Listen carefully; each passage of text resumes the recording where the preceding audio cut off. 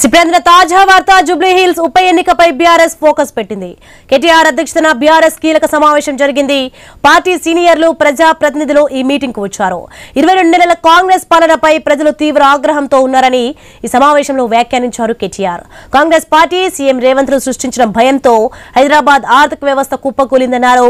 Jubilee hills నుంచి BRS విజయ యాత్రను తిరిగి ప్రారంభించాలని పార్టీ నేతలను కోరారు.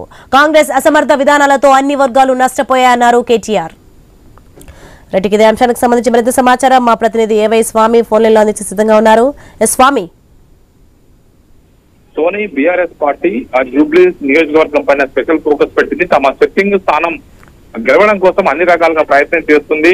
ఒకవైపు గత కొద్ది రోజులుగా వివిధ డివిజన్ల వారీగా, ఒకవైపు వార్డుల వారీగా సమావేశాలు నిర్వహిస్తూ పార్టీని స్ట్రెంథన్ చేసుకుని పనిచేస్తుంది. తమ సిట్టింగ్ ఎమ్మెల్యే మాగంటి గోపీనాథ్ మరణంతో ఖాళీ అయినటువంటి స్థానం సంబంధించి త్వరలోనే బీహార్ తో అసెంబ్లీ ఎలక్షన్స్ తో పాటు Jubilee hills by elections election కూడా వచ్చే అవకాశం ఉందని చెప్పేసి కూడా భావిస్తూ తన ప్రచారాన్ని ముమ్మరం చేసింది. అందులో భాగంగానే జూబ్లీ హిల్స్ నియోజకవర్గానికి సంబంధించినటువంటి కీలకమైనటువంటి నాయకులతోటి లకడికప్పుల్లో ఒక ప్రైవేటు హోటల్లో కేటీఆర్ కీలక సమావేశాన్ని నిర్వహిస్తున్నారు. ఈ సమావేశంలో పార్టీని ఏ విధంగా ప్రతి గడప గడపకు తీసుకెళ్లాలి, ఓటర్లని ఏ విధంగా ఆకట్టుకోవాలి, వాళ్ళ కీలక అంశాలను వారితో చర్చించడానికి తెలుస్తుంది. ఒకవైపు కాంగ్రెస్ పార్టీ అధికారంలోకి వచ్చినట్టు కూడా ప్రజలు ఎలాంటి పరిస్థితి ఎదుర్కొంటున్నారు, హైదరాబాద్ నగరంలో బీఆర్ఎస్ పార్టీ అధికారంలో ఉన్నప్పుడు ఎలాంటి పరిస్థితి ఉంది, ఇప్పుడు ఎలాంటి పరిస్థితి ఉందని చెప్పేసి కూడా వారికి గుర్తు చేసే ప్రయత్నం చేశారు.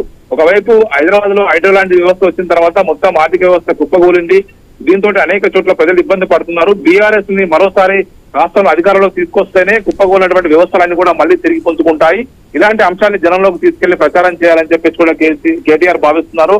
కేసీఆర్ ఆదేశం మేరకు ప్రతిరోజు కూడా ఒక్కో డివిజన్ వారీగా, వార్డుల వారీగా కీలక నేతలతో సమావేశం నిర్వహిస్తున్నారు. ఈ రోజు జూబ్లీ నియోజకవర్గానికి సంబంధించిన కీలకమైనటువంటి మైనార్టీ నేతలతోటి కూడా ఈ ప్రైవేట్ హోటల్లో లకడికప్పులో ప్రైవేట్ హోటల్లో ఈ సమావేశం కొనసాగుతుంది.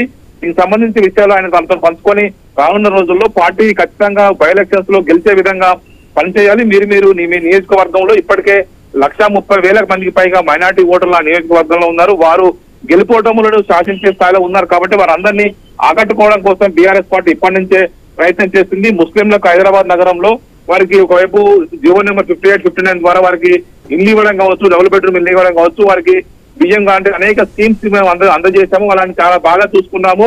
కాంగ్రెస్ పార్టీ వారికి అన్ని రకాల హామీలు ఇచ్చి హామీలు దొంగలు తొక్కింది.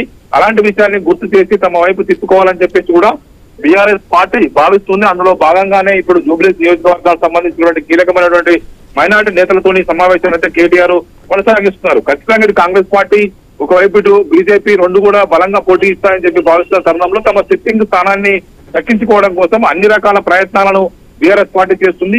మాగంటి గోపీనాథ్ సతీమణి మాగంటి సునీత గోపీనాథ్ రంగ కోసం పార్టీ అయితే ప్రయత్నం చేస్తుంది.